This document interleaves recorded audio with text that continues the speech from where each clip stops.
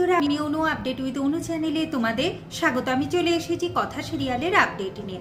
কথা সিরিয়ালে তো দেখা যাচ্ছে যে কথাকে তো এখন হসপিটালে নিয়ে আসা, কোথাও ডাক্তার পাওয়া যাচ্ছে না।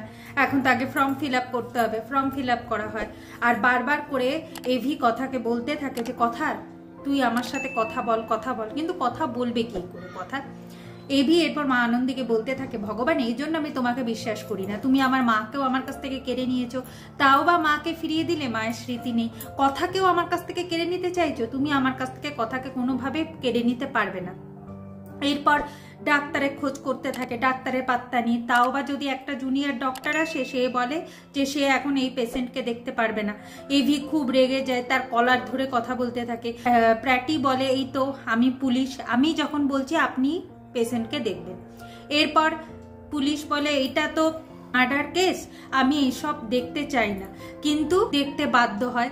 আর দেখে বলে যে তার কিছু করবার নেই। এখন কি করবে? সিনিয়র ডক্টরকে ডেকে পাঠাতে হবে। সিনিয়র ডক্টরকে কল করা হয়, আর কথাকে তাড়াহুড়ো করে এখন ইমার্জেন্সিতে নিয়ে যাওয়া হবে।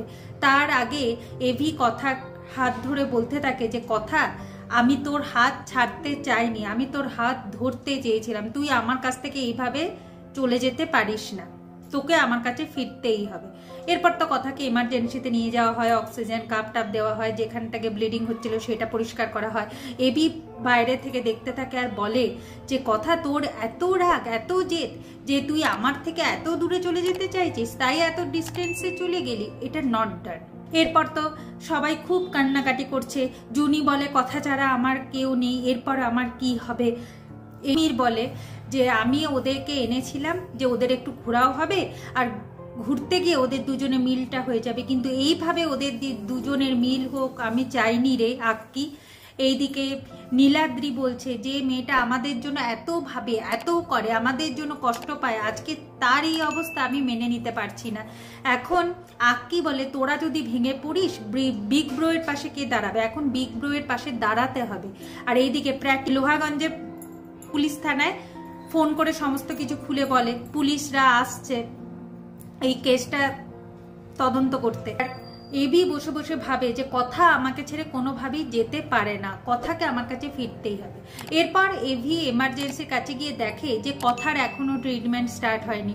সে আবার রিসেপশনে গিয়ে বলতে থাকে যে জুনিয়র ডক্টররা তো কিছু করতে চাইলো না, সিনিয়র ডক্টর কোথায়, কেন ডক্টর আসছে না, ও এতক্ষণ ধরে রোগীকে ফেলে রাখা হয়েছে কেন? কারণ ওর রেয়ার ব্লাড গ্রুপ, ওর কিছু হয়ে গেলে কি ডক্টর আসবে?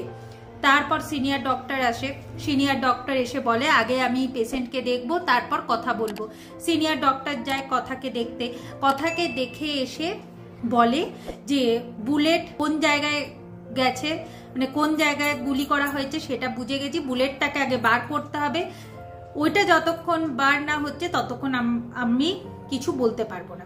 এখন পেশেন্টকে নিয়ে আমরা ওটিতে যাব। এখন পেশেন্টকে নিয়ে ওটিতে যাওয়া হচ্ছে। ওটিতে যাওয়ার আগে এভি কথাকে বলে, কথা তুই এত সহজে হাল ছাড়তে পারিস না, তোকে কিন্তু ফাইট করতেই হবে কথা। আর মনে মনে বলতে থাকে যে আমার কাছে তোকে ফিরে আসতেই হবে, তুই আসবি আমার কাছে ফিরে।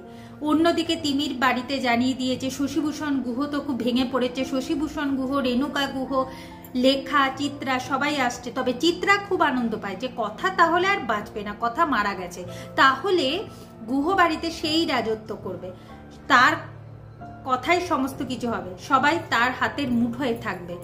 চিত্রা এটাও মনে মনে বলতে থাকে, কথা তোমার জার্নিটা না এইটুকুই ছিল।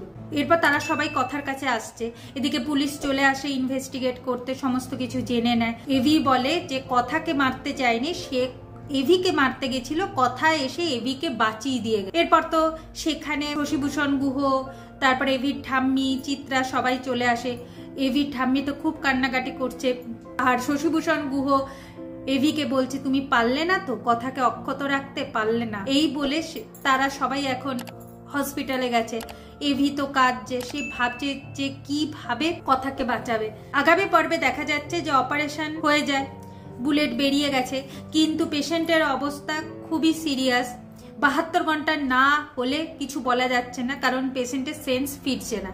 72 ঘন্টার পরেও যদি পেশেন্টের সেন্স না ফেরে, তাহলে এখন মিরাক্কেল ছাড়া আর কিছু নয়।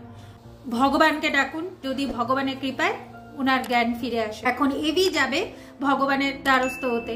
কথাকে ফিরিয়ে আনতে। আর যাওয়ার আগে সে মনে মনে কথাকে বলে যায়, আমি ফিরে এসে যেন দেখতে পাই কথা, যে তুই সুস্থ হয়ে গেছিস, উঠে বসেছিস, কথা বলছিস আর একদম ঠিক আছিস।